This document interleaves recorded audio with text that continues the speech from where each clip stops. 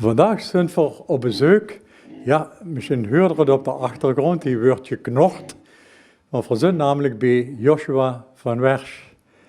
En we gaan het eerst erover hebben, Joshua, die studie. Die heeft met die keuze te maken die we hier achter ons huren. Ja. Wat voor studie deed ik precies? Ik studeer dier- en veehouderij op de Haas in Den Bosch, Hogere Agrarische School. En ik ben nu aan het afstuderen op mijn eigen businessplan. Op een eigen businessplan. Dus eigenlijk, dat was de hier, zeg maar, achter ons aan het knorren hebt gekregen, is eigenlijk den leren. Ja, ik ga, dat is eigenlijk mijn test, mijn pilot, zeg maar. Dus ik test het meteen uit en zo probeer ik dan mijn businessplan te schrijven. En wat houdt het businessplan precies in? Kom maar erbij zitten, doe. Kom maar. Hopla, goed zo. Ja, ik vraag dich dadelijk ook uit. Ja? Wat vindt zich van de keuze? Huh? Nee? Niks? Oké, dan niet. Nou, maar kunnen we dat zijn eigenlijk. Die studie, om even aan de kijkers uit te leggen. Wat moet ik me er precies bij voorstellen? Wat houdt het in? Welke vakken of zo heb zich daarbij? Ik zit dus, de opleiding is dier- en veehouderij. Ja. En dan krijg je van alles, echt veel biologische dingen en scheikunde. Over vooral andere dingen zoals fokkerij, veevoeding, diergezondheid, dierenwelzijn. Maar ook veel theoretische vakken, bij economie en wet en regelgeving, wiskunde en zo erbij. Ja. Dus het is wel heel divers, zeg maar. Dus zo is eigenlijk is het niet direct gedacht dat ze een eigen bedrijf begint. Maar dat kent ze eigenlijk ook als adviseur enzovoort. Ja. Bij andere bedrijven gaat gewoon doen dan, hè? Klopt. Dan, ja, de reguliere opleiding, zeg maar, dan werd zij inderdaad opgeleid of als een hele agrarisch bedrijf over te nemen, zeg maar. Maar in die situatie ben ik niet. Of ja, die is inderdaad in een fokkerijorganisatie werken of in de veevoeder adviseur advies geven of in een veevoerfabriek, of noem maar op. Hoe lang heeft de studie geduurd? Ik heb begrepen dat ze bijna klaar is. Ja, in totaal duurt ze vier jaar dus en ik ben nu in mijn laatste jaar. Ja. En wie is op het idee gekomen om dat met de keuze te doen? Ja, dat is eigenlijk al van jongs af aan. Ben ik eigenlijk begonnen met knie. Die dong ik dan nog en die dong ik ook voor met gewoon nog niet zoveel geld om brokken te gelen. Dus eigen producten van eigen land en ik dong ook bijvoorbeeld aardappelschillen en zo voor uit de keuken. En zo is het eigenlijk met begonnen. Ja. En daarom heb ik ook voor die opleiding gekozen, omdat ik toch ga met dieren wel goed doen.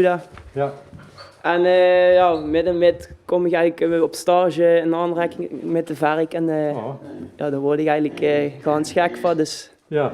zo is dat gekomen.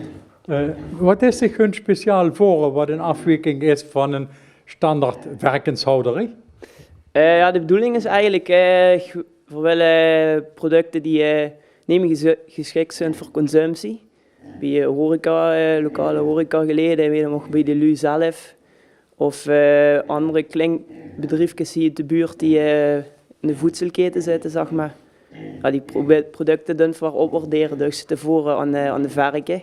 En zo hoogwaardig vlees te creëren. Dat hoogwaardige vlees, geeft het dan bepaalde beoordeling voor of wie wordt dat vastgesteld? Ja, dat is gewoon ja, de meneer wie de varken gehuisvest werden, zeg maar grote werden, is heel diervriendelijk. En ja, zie je het hier en later gaan ze ook naar boete. Dus ja, de meneer wie de dieren gehouden werden, ze groeien nog langer of ze mogen langer groeien en ze werden niet zeg maar, volgepropt met brok. Dus dat maakt ze wel in de kwaliteit, dus een andere ras, luxe ras. Wat is het voor een ras precies? Ja, ik ben ook nog aan het experimenteren dan met verschillende soorten. En dit is nu Saddleback met Duroc ras ingekruid. Dus, Ja. Als ik ze huur knorren, ja, dan zou ik eruit concluderen ze zijn heel tevreden. ja, dat is wel de bedoeling. Dat doen voor het vuur. Dus, Op dit moment hebben ze deze 2 kleine die wat hier achter stonden. Of, Ja. Ja, ik ga voorhand, zullen we dadelijk misschien nog goed kijken. Had ik er nog 3 lopen, die zijn al wat ouder.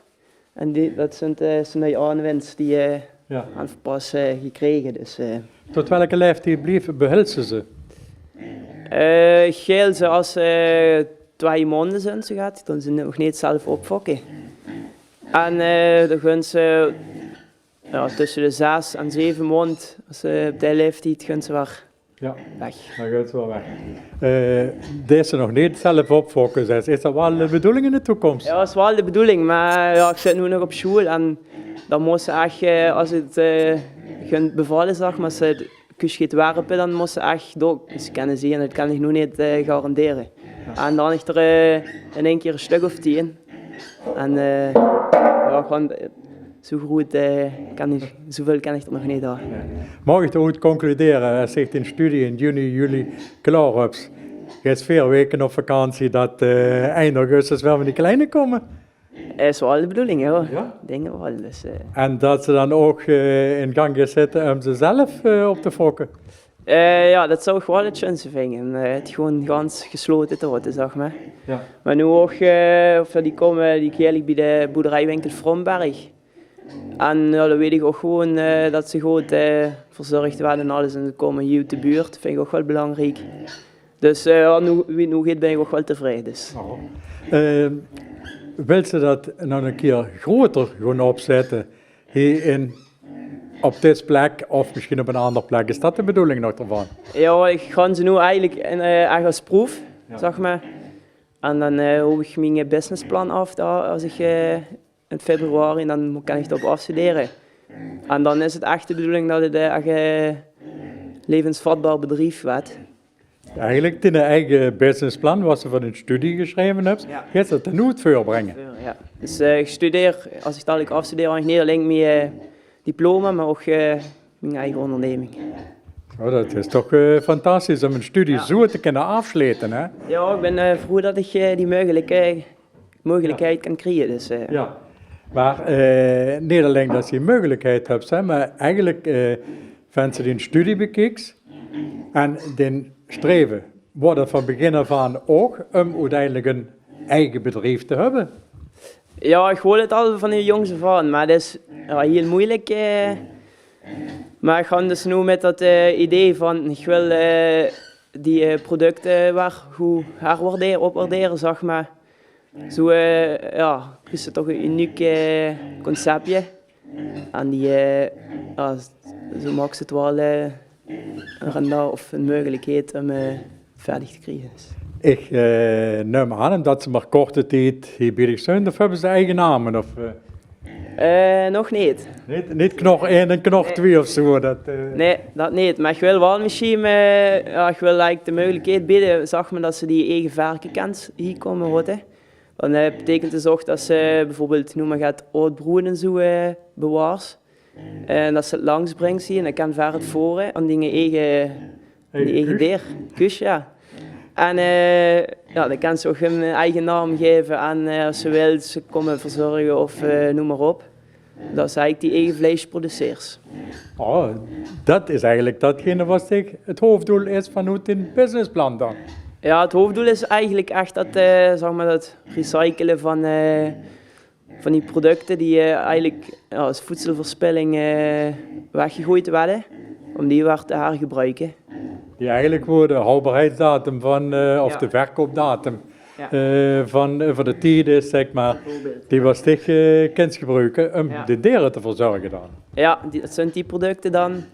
Maar ook bijvoorbeeld, ik noem maar gaat, schillen van een appel of zo, zeg maar, die zijn niet over datum, maar die kan gewoon niks met. Ja. En die kan vergroot voeren. En nog producten uit bijvoorbeeld van komen binnen